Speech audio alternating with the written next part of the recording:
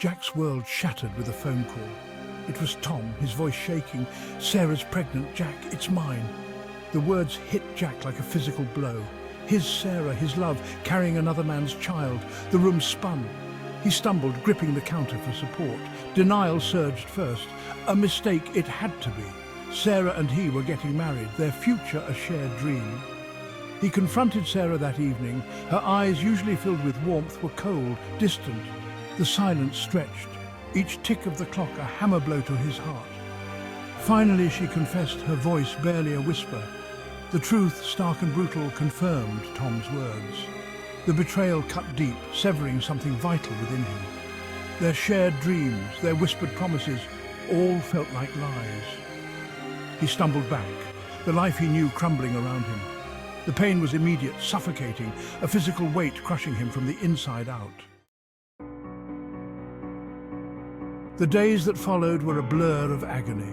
Sleep offered no escape, haunted by nightmares of Sarah and Tom. He couldn't eat, couldn't focus, the world a distorted, painful landscape. His love for Sarah, once a source of joy, now felt like a cruel joke.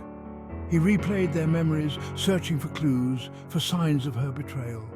Each memory once cherished, now felt tainted, poisoned by the truth.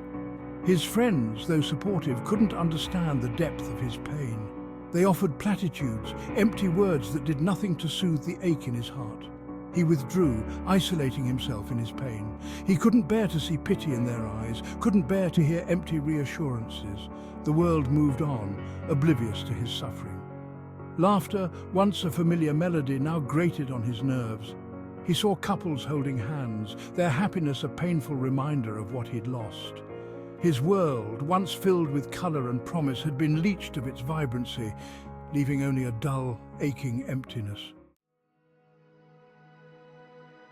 The pain didn't fade. It festered, morphing into a suffocating anxiety that clung to him like a shroud. His heart raced at the slightest sound, his palms constantly sweating. Sleep became an elusive dream, chased away by the fear that clawed at the edges of his mind. He couldn't escape the thought of Sarah with Tom, their happiness a constant torment. He started having panic attacks, his breaths coming in short, desperate gasps. He couldn't eat, couldn't sleep, consumed by the overwhelming fear that he would never escape the pain. The thought of Sarah, once his anchor, now fueled his despair. One night, staring at the city lights blurring through the rain-streaked window, a terrifying thought took root. What if he wasn't here anymore? Would the pain finally stop? The thought, once unthinkable, became a terrifying possibility, a dark whisper promising release. He imagined Sarah's reaction, a flicker of remorse, of regret. The thought, though morbid, offered a perverse comfort, a glimmer of control in a world that felt like it was spinning wildly out of control. His friends, alarmed by his rapid decline, convinced him to see a therapist. He resisted at first, convinced that no one could understand the depth of his pain. But their concern, their unwavering support, offered a flicker of hope in the darkness. The therapist, a kind woman with gentle eyes, listened patiently as Jack poured out his pain, his fear, his despair. He spoke of Sarah's betrayal, of the anxiety that choked him, of the suicidal thoughts that haunted his waking hours. The therapist didn't offer platitudes or easy answers. She listened, offering a safe space for him to confront his pain. She gave him tools, coping mechanisms to navigate the overwhelming emotions. Slowly, painstakingly, he began to heal. He started sleeping through the night, the nightmares fading into distant memories.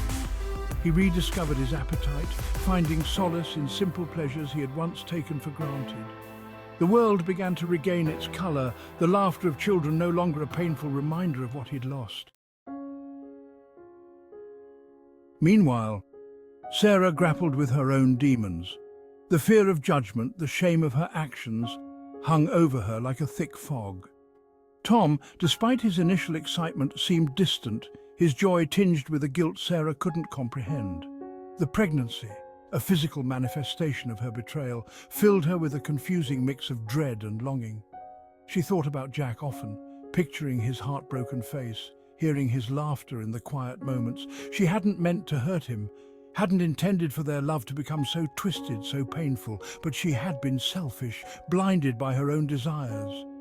Now she faced the consequences, a constant fear gnawing at her conscience. The life she had envisioned, the comfortable future she craved, felt tarnished, stained by her deceit. The designer clothes, the expensive dinners, all felt meaningless in the face of her growing anxiety. She realized with a sinking heart that she had traded genuine love for the illusion of security, and in the process destroyed the one person who truly cared for her. As Jack healed, he began to see his relationship with Sarah in a new light. He saw the cracks, the subtle manipulations, the unspoken expectations that had always existed beneath the surface.